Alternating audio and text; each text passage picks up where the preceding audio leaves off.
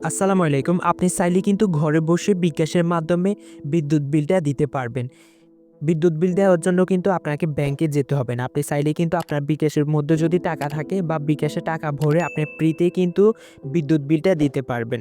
বিদ্যুৎ বিল বিকাশ থেকে দেওয়ার সময় কিন্তু কোনো এক্সট্রা চার্জ কাটবে না। তো বিদ্যুৎ বিল দেওয়ার জন্য আপনারা কি করবেন, বিকাশে চলে আসবেন। বিকাশে যদি ব্যালেন্স না থাকে তাহলে আপনারা বাজার থেকে ব্যালেন্সটা ঢুকিয়ে নেবেন। বিকাশ অ্যাপে আসার পর আপনারা এখানে হোম পেজে দেখতে পারবেন পে বিল নামে একটা অপশন। এই পে বিল অপশনে ক্লিক করবেন। এরপর আপনারা নিচে দেখতে পারবেন বিদ্যুৎ, গ্যাস বিভিন্ন অপশন দেখতে পারবেন। তো আপনারা এখান থেকে বিদ্যুৎ যে অপশনটা, যেহেতু আপনারা বিদ্যুৎ বিল দিবেন সেহেতু আপনারা এখানে বিদ্যুৎ অপশনটা সিলেক্ট করবেন। যদি আপনার বিদ্যুৎটি পল্লী বিদ্যুৎ হয় তাহলে পল্লী বিদ্যুতের যে দ্বিতীয় নম্বর অপশনটা আছে সেটা সিলেক্ট করবেন।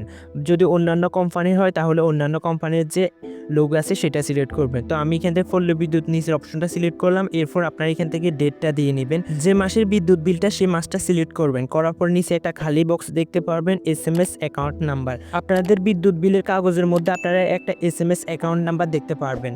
এখানে আপনারা স্ক্রিনের মধ্যে যে অ্যাকাউন্ট নাম্বার দেখতে পাচ্ছেন এই অ্যাকাউন্ট নাম্বারটি হুবহুব আপনারা এই খালি বক্সের মধ্যে লিখে বসিয়ে নেবেন। লক্ষ্য রাখবেন অ্যাকাউন্ট নাম্বারটি যাতে সঠিক হয়। অ্যাকাউন্ট নাম্বারটি বসানোর পর আপনারা নিচে দেখতে পারবেন ফিল করতে এগিয়ে যান একটা অপশন দেখতে পারবেন। জাস্ট আপনারা এই অপশনটার মধ্যে ক্লিক করে দিবেন। এরপর ফেজটা কিছুক্ষণ লোড হবে। লোড হওয়ার পর এরকম একটা অপশন চলে আসবে। নিচে দেখতে পারবেন আপনাদের বিদ্যুৎ বিলের যে টাকাটা আছে সেটা এখানে অটো কাউন্ট হয়ে উঠে আসবে। আপনাদের যে বিলটা আছে সেটা কিন্তু এখানে অটোমেটিক চলে আসবে। এরপর নিচে অপশনটাতে ক্লিক করবেন। ক্লিক করার পর এখানে আপনারা আপনাদের যে বিকাশের পিনটা আছে সেই পিনটা দিয়ে দিবেন। দেওয়ার পর আপনারা পে বিল করতে ট্যাপ করে ধরে রাখুন। এই অপশনটাতে ক্লিক করে ধরে রাখবেন। ক্লিক করে ধরে রাখার সাথে সাথে কিন্তু বিকাশের মাধ্যমে আপনার বিদ্যুৎ বিলটা পে হয়ে যাবে। আপনারা চাইলে এইভাবে বিকাশের মাধ্যমে আপনাদের বিদ্যুৎ বিলটা পে করতে পারবেন। অযথা ব্যাংকে গিয়ে লাইনে দাঁড়িয়ে আপনারা কষ্ট করে বিদ্যুৎ বিলটা দিতে হবে না। শুধু বিদ্যুৎ বিলটা দেওয়ার সময় অবশ্যই লক্ষ্য রাখবেন অ্যাকাউন্ট নাম্বারটা যাতে সঠিক হয়, এবং অ্যাকাউন্ট নাম্বার দেওয়ার পরে আপনাদের বিদ্যুৎ বিলের সাথে মিলিয়ে দেখবেন যে বিকাশের মধ্যে যে অ্যামাউন্ট আসছে সেই অ্যামাউন্টের সাথে বিদ্যুৎ বিলের কাগজের অ্যামাউন্টের মিল আছে কিনা। যদি মিল থাকে তাহলে বুঝে নেবেন এই বিদ্যুৎ বিলটা আপনার।